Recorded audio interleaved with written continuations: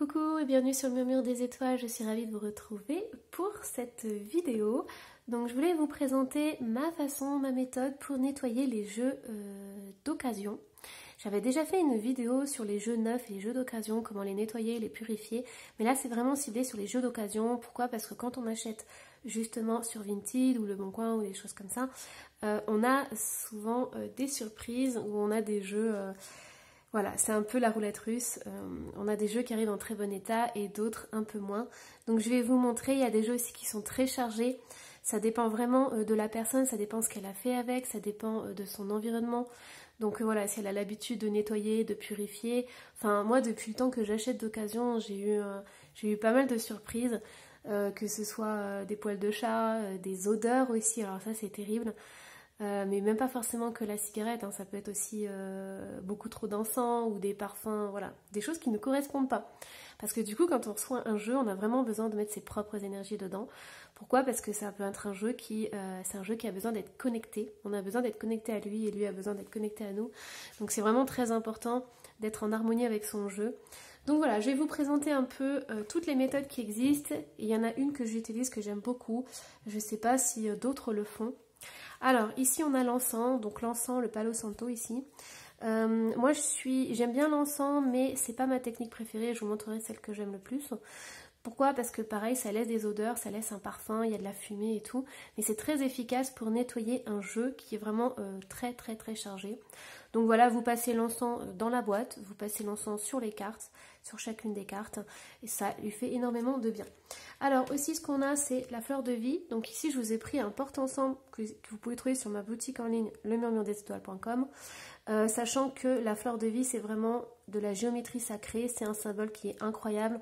On peut faire énormément de choses, on peut nettoyer, purifier, recharger beaucoup d'objets, que ce soit des jeux de cartes, des pendules, des bijoux, des photos. Enfin voilà, ça c'est incroyable. Vous n'êtes pas obligé d'acheter quelque chose, hein. Vous pouvez aussi imprimer sur une feuille comme ça. Ça marche tout autant. Voilà, vérifiez bien la qualité de l'impression, mais ça marche super bien et vous pouvez mettre tout ce que vous voulez dessus. Ça va activer. Donc voilà, la géométrie sacrée, c'est vraiment quelque chose d'incroyable. C'est un outil qui est très facile à utiliser et je conseille pas mal ça en fait.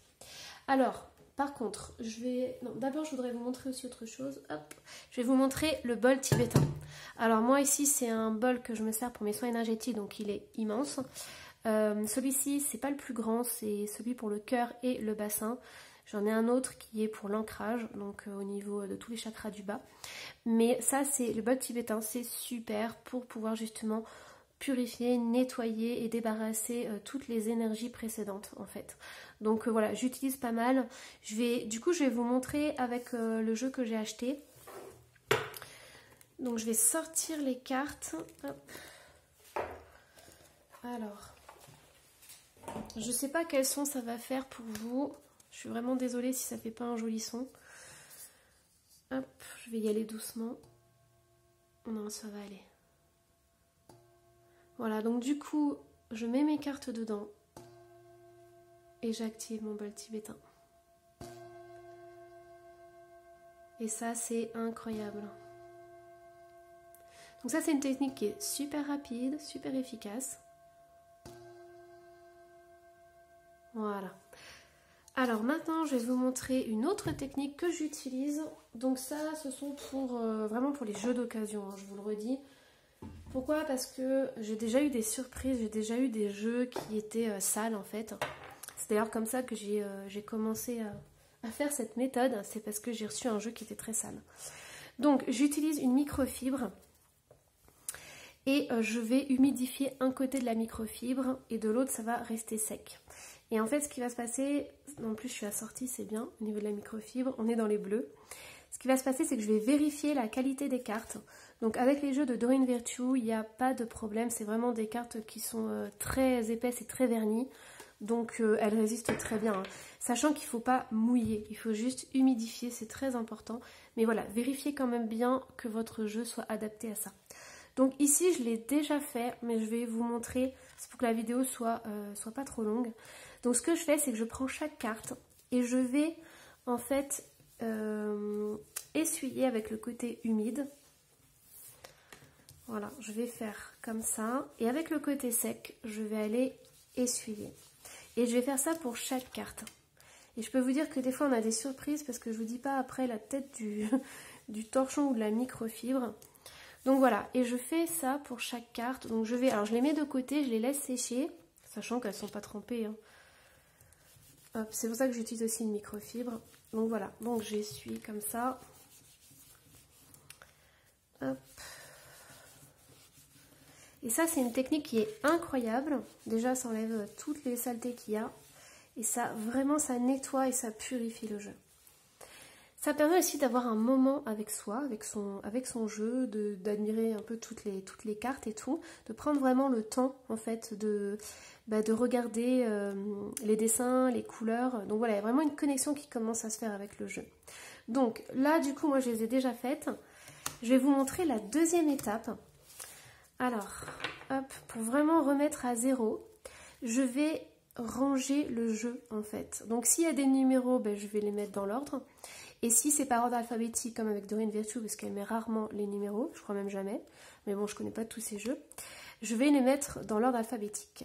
Donc voilà, donc du coup, vous voyez par exemple ambre, cyanite, voilà, je vais faire des petits tas avec A, B, C, D, et je vais tout remettre dans le bon sens.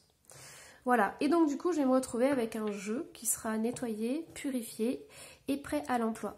Sachant que ce qu'il est important de faire après, c'est de l'utiliser le plus possible. Et plus vous allez utiliser votre jeu, plus vous allez tisser des liens ou pas, parce que ça arrive. Et ensuite, voilà, vous aurez des réponses qui seront adaptées. Vous aurez vraiment cette connexion avec votre jeu. Et si vous achetez un jeu d'occasion et que vous vous rendez compte avec le temps que les réponses ne conviennent pas, ou vous sentez peut-être mal à l'aise avec votre jeu, vous pouvez le revendre et faire un autre heureux.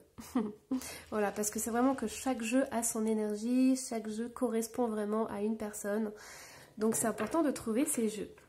Ce que je voulais vous dire aussi, c'est que quand vous vendez un oracle ou un tarot d'occasion, ce qui peut être super sympa et ce que moi je fais souvent, d'ailleurs on me remercie pour ça parce que quand les gens le reçoivent, ils sont vraiment surpris, c'est que justement je fais ce nettoyage. Donc je mets soit sur ma fleur de vie, soit je mets dans mon bol tibétain, mais je remets toujours les cartes dans le bon ordre. Donc les gens reçoivent en fait vraiment comme si c'était un jeu neuf. Voilà. Et ce que j'aimerais aussi faire, une petite parenthèse, c'est que on n'a pas tous la même définition d'un jeu en bon état. Je sais pas vous, mais moi je mets toujours les détails. C'est-à-dire que je préfère mettre beaucoup de photos, mettre tous les détails. S'il y a des petites, voilà, des petites cartes qui sont un peu abîmées ou s'il y a un petit défaut d'impression, je mets tout. Pourquoi? Parce que là par exemple, bon il est en bon état, hein, mais par exemple la surprise c'est ça. Moi, la personne m'a dit qu'elle était en très bon état, qu'il avait très peu servi. Mais par exemple, ici, il y a des bords. Je ne sais pas si vous avez vu, on a une bordure bleue. J'ai aussi vu qu'il y avait une carte voilà, qui était un peu abîmée ici. Ça, c'est le genre de choses que je marque. Je trouve que c'est vraiment très important. Il y a là aussi. Enfin, voilà. Bon, sur ce, j'espère que vous avez trouvé ma vidéo intéressante.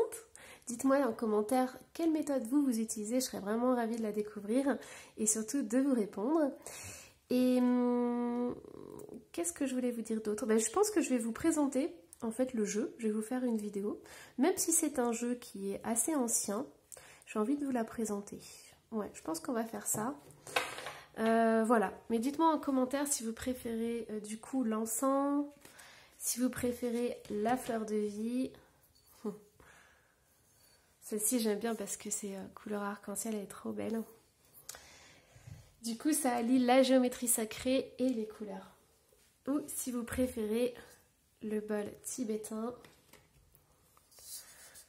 je vais vous refaire un petit son pour le plaisir.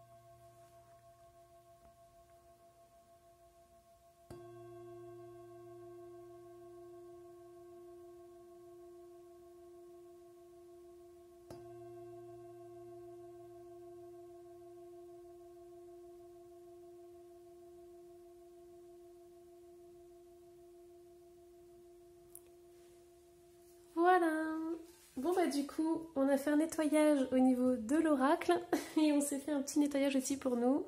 Ça fait du bien. Voilà, bon, dans tous les cas, j'espère que cette vidéo vous aura plu. N'hésitez pas à laisser un petit commentaire, un petit j'aime ou à vous abonner si ce n'est pas déjà fait. Et moi, je vous dis à la prochaine. Bye bye.